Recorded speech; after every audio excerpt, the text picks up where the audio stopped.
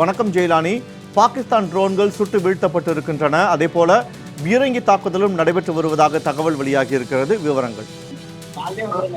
India Pakistan எல்லை பகுதிகளில் தொடர்ந்து பாகிஸ்தான் அத்துமீறி தாக்குதல்கள் நடத்தி வருகிறது. குறிப்பாக விதிமுறைகளை மீறி எல்லை தாண்டி தாக்குதல்கள் என்பதனை பாகிஸ்தான் நடத்தி வருகிறது. பாகிஸ்தானுடைய ஒவ்வொரு நடவடிக்கையும் இந்தியா முறியடித்து வருகிறது. குறிப்பாக ஜம்மு அண்ட் காஷ்மீர், ராஜஸ்தான், பஞ்சாப் உள்ளிட்ட பல்வேறு பகுதிகளில் பாகிஸ்தான் தொடர்ந்து தாக்குதல் என்பதை நடத்தி வருகிறது.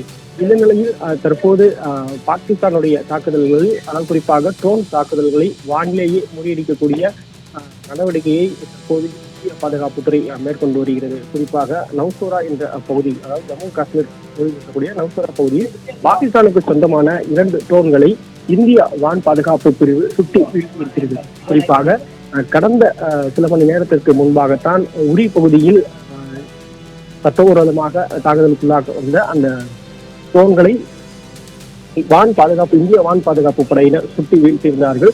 அது மட்டுமல்லாமல் இதன் தொடர்ச்சியாக பஞ்சாப், ஜம்மு காஷ்மீர் ஆகிய பகுதிகளிலும் தற்போது போர் விதிமுறைகளை மீறி பாகிஸ்தான் தாக்குதல் நடத்தி வரக்கூடிய சூழ்நிலையில் தற்போது தாக்குதலுக்கு கொண்டு வரக்கூடிய அந்த ட்ரோன்களை வானிலேயே இந்திய வான் பாதுகாப்பு படையினர் சுட்டி வீழ்த்தி வருகிறார்கள். இதற்கு முன்னதாக உரி பகுதியில் நடத்தப்பட்டது.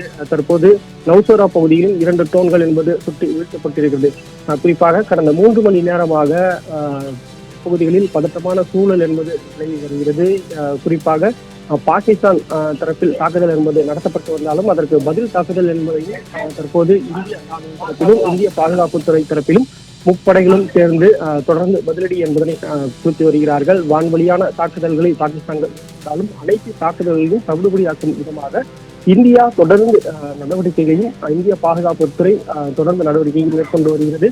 பாதுகாப்பு ஏற்பாடுகளை தீவிரப்படுத்துவது தொடர்பாக அனைத்து மாநில முதலமைச்சர்களும் அந்தந்த மாநில அதிகாரிகளுடனும் தொடர்ந்து ஆலோசனை என்பதனையும் மேற்கொண்டு வருகிறார்கள்.